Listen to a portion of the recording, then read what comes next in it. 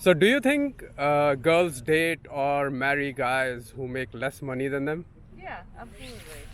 But it has to be close, or there has to be some other way to balance the relationship, because really, when it comes down to it, money is power, and there has to be a balance of power in any relationship. So, you're saying that as long as he makes comparable amount Either of money, comparable, or if he makes substantially less, there has to be something else he brings to that the table. that he brings to the relationship. For Whether- example, can it be like he's more beautiful and he keeps the home and I wouldn't Do say you more think? beautiful. That's completely superficial.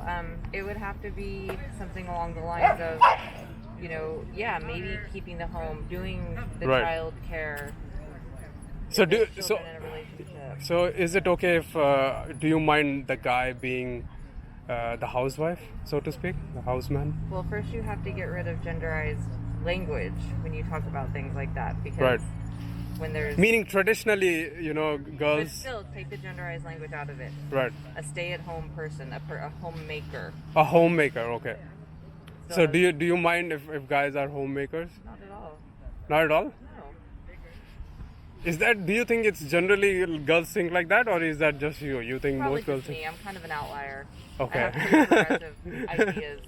think right. But would you agree that traditionally, meaning girls have been the homemakers and Well, they're still expected there's- almost Of course, that's exactly how it's been traditionally in the U.S. It's not everywhere, right? Meaning Not I can tell everywhere. you that in India, I come from a very traditional background, Well, and but not everywhere. In a lot of cultures, absolutely, but not everywhere.